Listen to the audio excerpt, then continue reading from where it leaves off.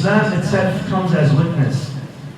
Because we always ask, and we always want to say what Islam has done for me. And Islam has done for us a lot. Give us a direction, give us belief, give us many things as well. I don't want to go through the list because lots of people live off of Islam. But maybe a question ought to be asked, what have we given Islam lately?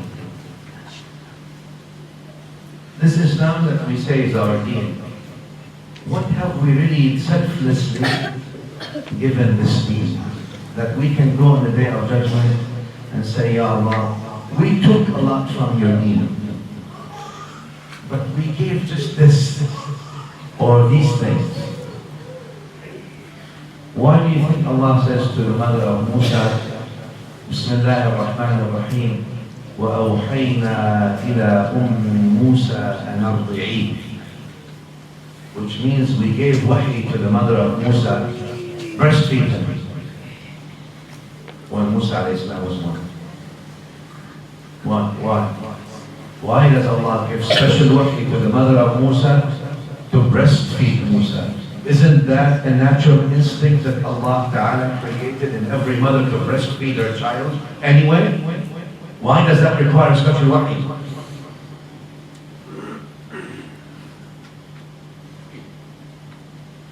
It's not for you to give.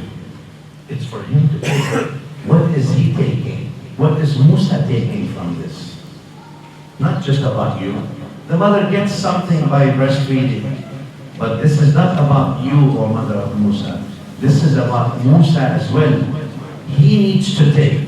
And you all know that the child only recognizes the mother by smell, by closeness.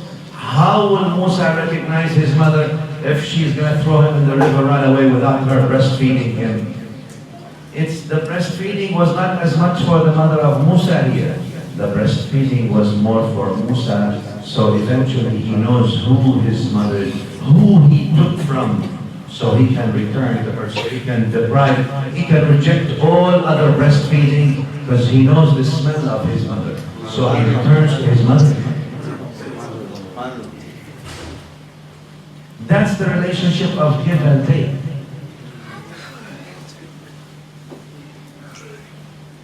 Because Musa recognizes his mother.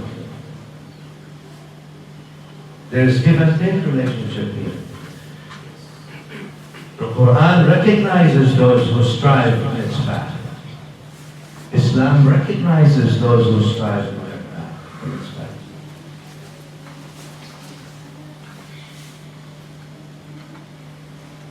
It's your life, my life. Allah gives us limited time. I'm not here to tell you that I would like to promote a feel-good religion, so you come here for once a week, you enjoy yourself, you go home. If you don't do something for this faith, for you actually, eventually, you're not contributing. You're not contributing. And you're not part of the solution for the Ummah for sure. Feel good is not going to do it. I don't care about your looks. You can look the way you look, and you can add titles to yourself the way you like. Makes no difference. وَلْيَعْلَمِ اللَّهُ الَّذِينَ جَاهَدُوا وَيَعْلَمَ الصَّابِرِينَ. Allah knows those who struggle and those who are sabirin. And the Ummah has lots of needs today, more than ever. The Ummah has lots of needs from all of us to work and do good things. The Ummah and Islam is still searching for selfless people who will follow the footsteps of the Prophets ﷺ, in being the candles that illuminate the path for the rest of the Ummah.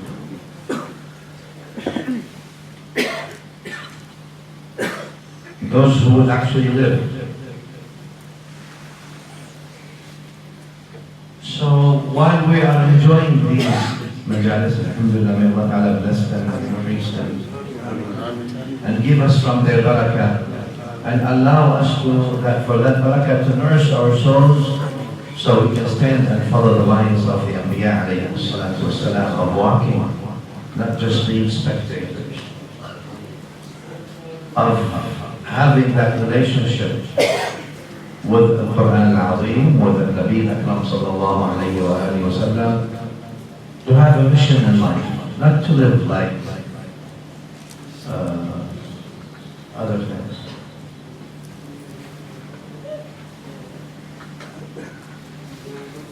And that's why Allah says, "Ta'marakum fiha," He asked you to contribute.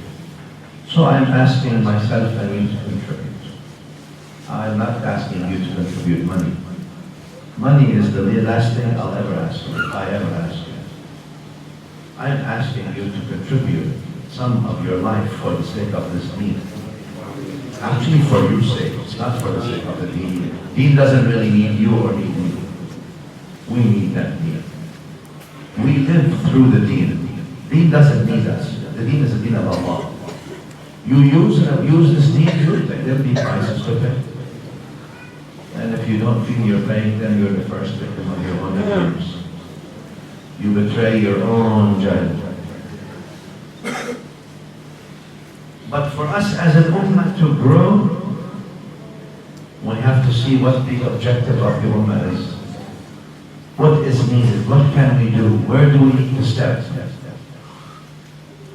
How do we get back to this where the Sahaba radiallahu anhum, one says, I know I can be patient, pass the water on to the next guy. And the next guy, they give him the water, he says, no, you know what, I can still stay patient, I can give more. Give the water to the guy after me. Then they take the water to the man after him and he says, you know what, I can still give more, even though I'm wounded. Take the water to the man. And they go, the story goes that they went 12 people, every single one of those Sahaba say, take the water, the man who's carrying the water, you know what, I can still give. Take it to the next one until they return to the first one and he died. And then they return to the next one and the next one died. And they return to the third one had just died. And they return to the fourth one and the fourth one had just died. And until all of them have died. That separates people of principles who have not just lived giving, but died giving. We just mentioned the Prophet sallallahu alayhi wa sallam. On the day of his departure, he was giving. He never ceased giving. And even in South Africa, I know you still have a bigger community. We need focus, more concentrated, unlike us in the West, where the community is more spread. So there's presence felt more. That doesn't make you should not be fooled by that, by not doing things, because that still makes you want to do things.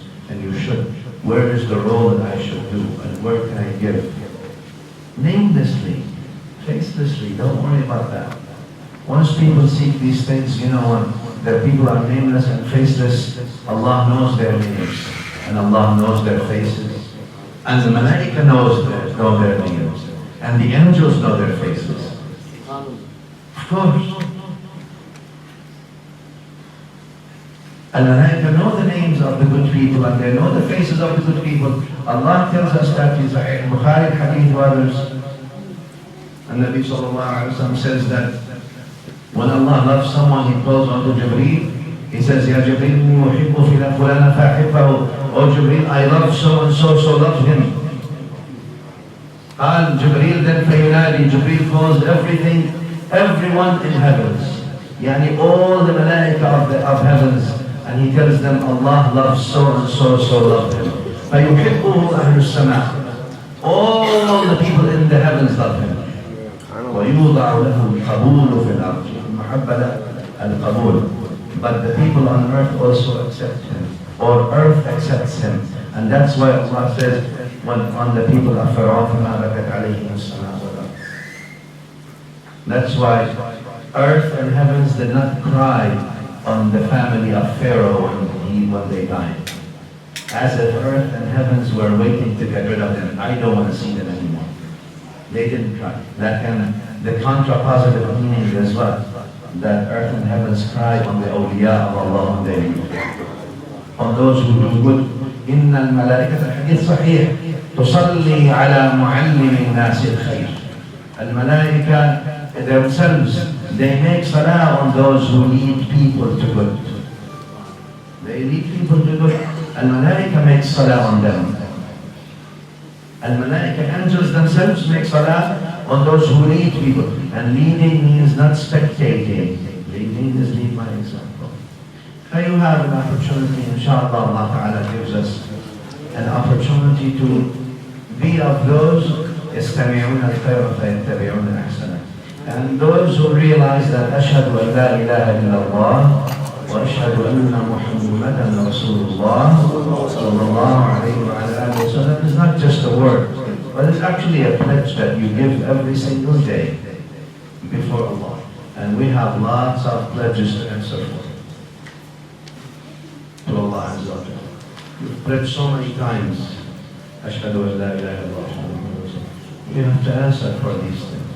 So we ask Allah Ta'ala to bless us with it, to guide us with it, to grant us also the vision with it, and to grant us something with it so that we can actually move in through this dunya and to the akhirah good ways, so that we can follow the caravan of the Anbiya alayhim as-salam and the caravan of the Awliya alayhim as-salam, and that we can be among the Salihin in this dunya. We don't just talk about the Salihin, that Allah makes us among the Salihin, that Allah Ta'ala makes us among the ulama al-alameen, Allah Ta'ala makes us among the awliya.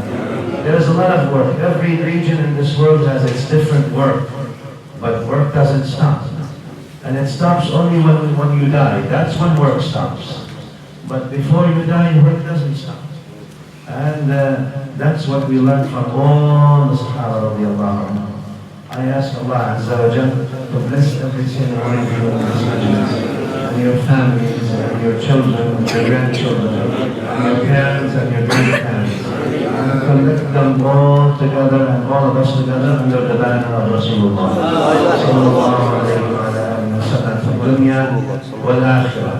That Allah Ta'ala, every single one of us here in this majlis, guides our hearts, guides our minds, guides our sight, guides our hearing, guides our touch, guides our minds. That Allah Subhanahu wa Ta'ala illuminates our ways in each of us, so that la nadil wa la nudal, that we don't get misguided and we don't misguide.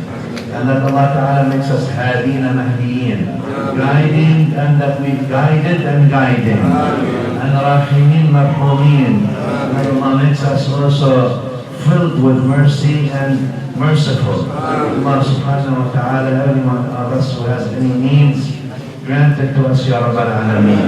Fulfill all the needs, heal all the sick. And Ya Allah, grant every one of us the best in this dunya and akhirah. And make us always around the Salihin. Make us around people who lead us to good. Make us around people who guide us to good. Make us around the people who remind us with Allah.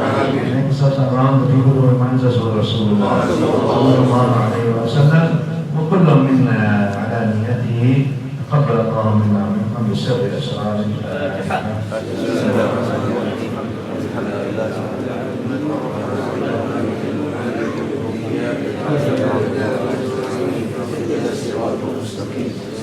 الذين أنعمت عليهم غير المغضوب عليهم ولا الضالين.